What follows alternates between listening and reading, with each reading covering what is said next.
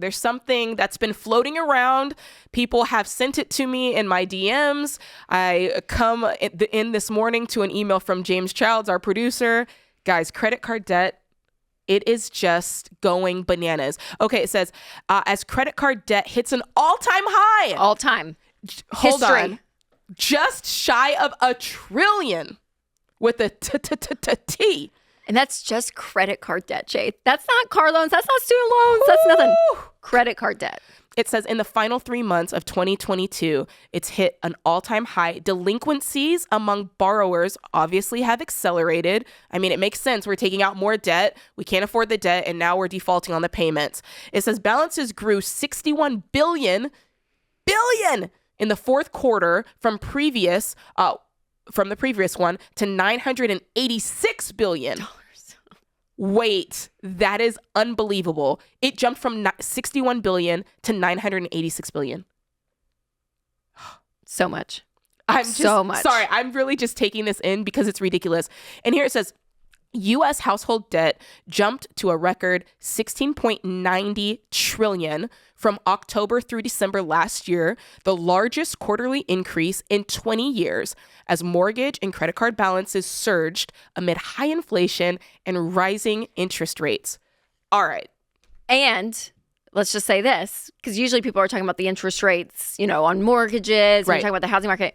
Yeah, the interest rates on your credit cards, you guys, are going up. And here's the deal. And here's why we keep saying to have that emergency fund in place and figure out your income minus expenses needs to equal zero, living on a zero-based budget, and all that. Because if you don't have a plan for your money, Jade, you know who has a plan? The credit card companies. Yes, they do. Yes, they do. And they are prepared for this, you guys. They are ready to be your emergency fund. Yes. That on top of fees and interest, and then people can't pay the credit card bills, and it ends up being a massive problem. Yeah. And so that's why they're dangerous. That's why people are always like, you don't just carry one. I'm like, no, play with snakes. You're going to get bit. You're going to get bit. No. Stay away, you guys, and figure out a way that you are your emergency fund.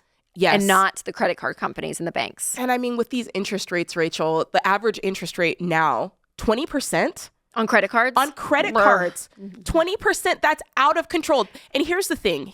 Here's the way my brain works. I'm thinking, okay, if you're using your credit card to buy daily things because you're not on a budget, because here's the thing. A lot of people they keep their credit cards there for emergencies. But then there's that sect of people who's like, okay, I'm not really on a budget. I'm not really watching where my money is going. So there's this gap at the end of the month or midway through the month. And I'll just use the credit cards to float me when I go to the grocery store, or heaven forbid, when you go to a restaurant and eat dinner. Right. And you're scanning your credit card for a meal that's going to be gone, Rachel, in about 4 to 6 hours. That's right. Okay. So you're literally flushing money down the drain. Yes. Oh. You're flushing it down the toilet. And don't get me started on this. And here's the big thing. We were talking about inflation last night at the event, and all of the numbers that are coming out are saying on average, food is up. Yes. 9.8%, 10%. Yeah. And it feels more than that. Eggs are up like 60% or something crazy. So I know there are certain products that are up more. But here's the deal. If you don't have that margin, when this inflation hits, that needs to be your wake-up call to say, wow, if I have a 10% change in something. Yes. And it is knocking me out to depend on credit cards, then your whole financial picture needs to look different, you guys. And that's not to shame you. That's not to say, oh my gosh, like you're so stupid, all that. No. It is to be able to say, man, what I am doing is not working. Yeah. It's a symptom of something greater, right, Rachel? That's right. That's exactly right. And you know this, Jade, but I mean, we talked about this even last night again, but just the lifestyle that we choose to live, regardless of whether there's money in the bank or not, continues to be at this level. And you can't just be at that level if you don't have the money. And the credit cards are filling in that gap. And it's getting people in so much trouble, you guys. We are walking around in such financial bondage. To have what? To have the nice dinner out, to have the purse, and I would say to have the food. To have the food, sure. The food. And all of it. But again, if you have a $700 car payment leaving, if you have your student loan payment leaving, then you have no money. You have no money, away. you guys. It's the whole picture. We want you to wake up. It is the whole picture. And we want you guys free from that. That's why we do this show. Because we're like, We want to help guide you and show you there is such a better way to live with your money. Yep. And you're a true testimony to that, Jade. I was just thinking about that. And I do want to hit that because I know there are people listening right now that are like, Jade, Rachel, yes, you're right.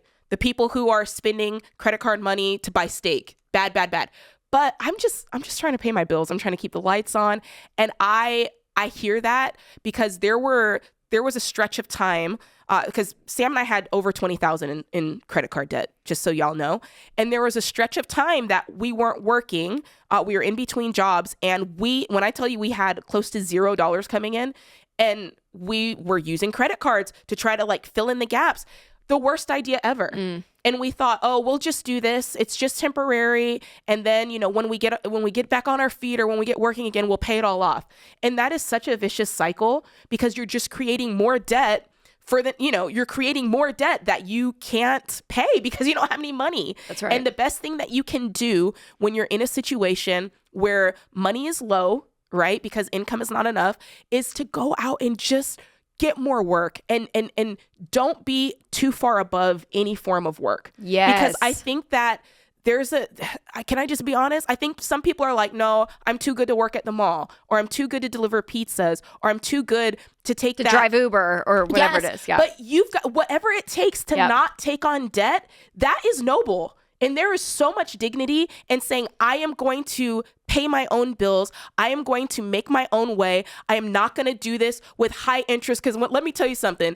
Just because you take out high interest debt does not make you a more interesting person. All right. It just makes you more broke. So there is dignity to that. But I hear the person who's like, man, I'm just trying to make ends meet. And if that's you, the best thing I can encourage you to do, get on a budget, focus on the four walls, and find any work that you can, because it's probably just temporary. That's right. Yep. And just close that gap up. The worst thing that you can do in a time like that is depend on credit cards. Yes. Especially at the tune of 20% interest. All right. That's right. I know you keep kind of digging into that hole and it gets deeper and deeper. And the deeper it is, the more time and the more effort on the other end you're going to have to do to climb your way out. That's right. So keep your head above water. And like you're saying, Jade, yes, that extra income, bring it in. And there's so many side hustles right now in life. Yes. There is. And it's not going backwards. It's actually propelling you to go forward in life, to take control of your income. And so you guys, you can do this. We hear stories day in and day out with our jobs of people that decide to make a change. And they're not going to be these stats anymore of the highest credit card debt that we've seen yet in history. So don't be a stat either. Don't be a stat. And if you've got credit card debt, working into your debt snowball, list them out smallest to largest, make minimum payments on all of it, and throw any and all extra money at the smallest debt and move with speed and intensity to get it paid off.